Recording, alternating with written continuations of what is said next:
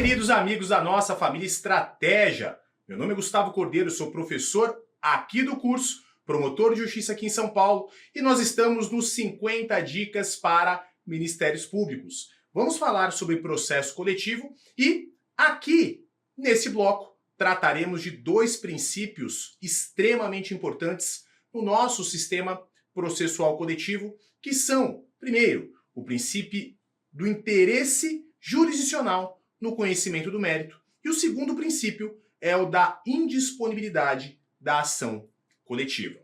Bom, primeiro princípio, princípio do interesse jurisdicional no conhecimento do mérito.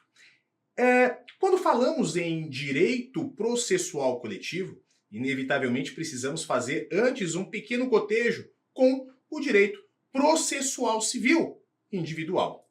Lá no processo civil individual, nós temos um sistema bastante rígido de condições da ação e de pressupostos processuais que inevitavelmente precisam estar presentes para que haja o desenvolvimento válido e a própria existência do processo.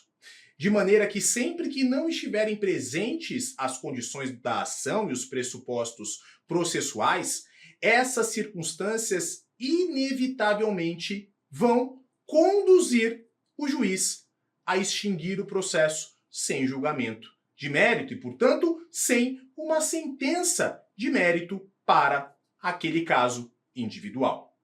Sabemos também que os processos individuais, ainda que veiculem interesses disponíveis ou indisponíveis, tratam de interesses que são próprios dos seus titulares e não interesses coletivos ou que pertençam a toda uma comunidade. Essas, portanto, são as particularidades do processo individual. Porém, no direito processual coletivo, nós precisamos sempre pensar que o fundamento da causa de pedir desses processos é o interesse público. Quando falamos de processos coletivos, estamos falando de, por exemplo, direito ao meio ambiente ecologicamente equilibrado, direito à função social da cidade e ao ordenamento urbano, enfim, direitos que envolvem pessoas indeterminadas, muitas vezes, inclusive indetermináveis, e que, portanto, têm um interesse público subjacente na sua causa de pedir. Então, por conta desse interesse público próprio da causa de pedir nas ações coletivas, estabeleceu-se o princípio do interesse jurisdicional no conhecimento do mérito para o processo coletivo.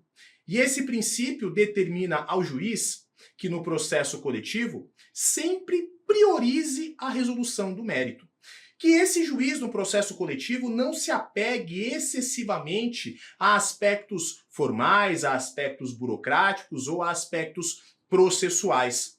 O juiz no processo coletivo, portanto, deverá inclusive flexibilizar as condições da ação e os pressupostos processuais para que ele possa priorizar a análise do mérito dessa ação coletiva, ao invés de extinguir uma ação coletiva por eventuais vícios formais, que ele possa efetivamente superar esses aspectos formais, esses aspectos processuais para enfrentar efetivamente o mérito na sentença. Lá no processo civil nós já temos alguns institutos que têm alguma semelhança com essa ideia de priorizar o enfrentamento do mérito e desapegar-se um pouco das formalidades excessivas, como, por exemplo, o princípio da instrumentalidade das formas, o princípio da fungibilidade recursal e o princípio do melhor aproveitamento dos atos processuais. Mas o fato é que o princípio do interesse jurisdicional no conhecimento do mérito determina ao juiz que no processo coletivo não se apegue tanto a formalidades, flexibilize muitas vezes as condições da ação e pressupostos processuais com o objetivo de que ele possa enfrentar o mérito, sentenciar em razão do interesse público subjacente à causa de pedir dos processos coletivos.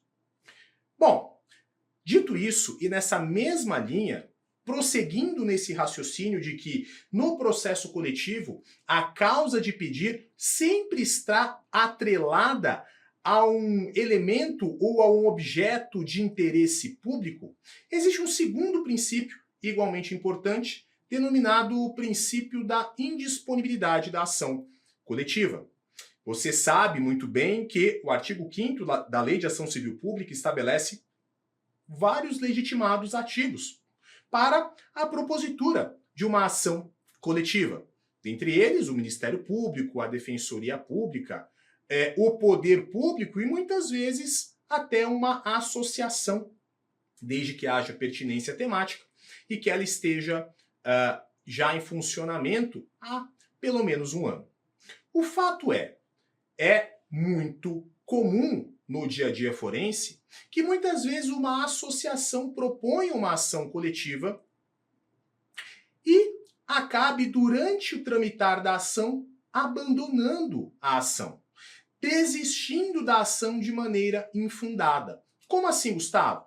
Imaginemos, por exemplo, uma situação em que uma associação de proteção à defesa, não é, do meio ambiente se depara com uma situação de poluição ambiental ou de maus tratos a animais, ela propõe uma ação coletiva e durante o tramitar da ação ela simplesmente acabe por abandonar o polo ativo dessa ação, não tocando os atos dessa ação.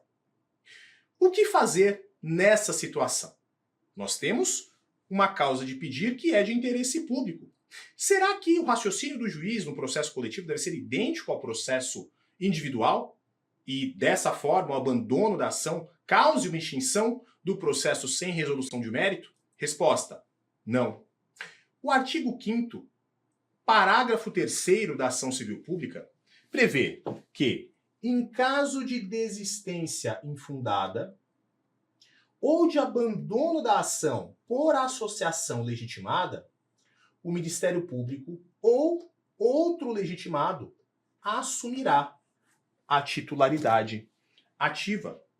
Portanto, significa dizer que, se uma associação abandonar o processo, desistir de maneira infundada, o problema continua lá, mas ele simplesmente abandonou a ação, o Ministério Público deverá assumir a titularidade ativa dessa ação ou então outro colegitimado. Isso porque o objeto da ação civil pública pertence à coletividade, não pertence àquela associação. E por isso, essa associação não pode dispor livremente daquele direito coletivo envolvido, que é o objeto da nossa ação coletiva. Então, por conta disso, e notadamente em razão da relevância social dessa causa de pedir nas ações coletivas, veja esse princípio da indisponibilidade da ação coletiva. Porém, muito cuidado, essa indisponibilidade ela é mitigada. Por quê? O que é proibido é a desistência infundada. Se eventualmente houver uma desistência fundada, como assim, Gustavo? Imagine uma situação em que, por exemplo, o problema de poluição foi resolvido ou a questão dos maus tratos animais foi resolvida. Nesse caso, é perfeitamente possível que antes da sentença a associação desista de forma fundada dessa ação, já que a parte que está no polo passivo cumpriu voluntariamente a pretensão veiculada na inicial. Nesse caso, o juiz poderá efetivamente homologar essa desistência e não julgar o mérito. Bom, então, dito isso, temos duas situações distintas quando falamos em jurisdição singular e jurisdição coletiva, e é importante que nós nos aprofundemos um pouco mais nisso. Na jurisdição singular, a legitimação, via de regra, é ordinária, ou seja, quem está no polo ativo é o titular do direito. Já na jurisdição coletiva, a legitimação é extraordinária, aliás, concorrente e disjuntiva. Quanto ao interesse de agir, na ação individual, necessidade e utilidade, à luz do artigo 17 do CPC, instruem o interesse de agir na jurisdição singular. Na jurisdição coletiva, O interesse de agir existe quando houver a necessidade de prevenção, a atomização dos conflitos e também quando houver relevância social do interesse veiculado. Quanto aos titulares, a jurisdição singular traz sujeitos determinados, enquanto a jurisdição coletiva prevê sujeitos indeterminados, determináveis ou determinados. Quanto à desistência, a jurisdição singular prevê expressamente no CPC a possibilidade de desistência sem julgamento do mérito. Já na jurisdição coletiva, a desistência somente será fundada, porque se ela for infundada, o MP é que vai assumir o polo ativo. E, finalmente, quanto à coisa julgada, na jurisdição singular ela será inter partes e na jurisdição coletiva ela será erga omnes ou ultra partes.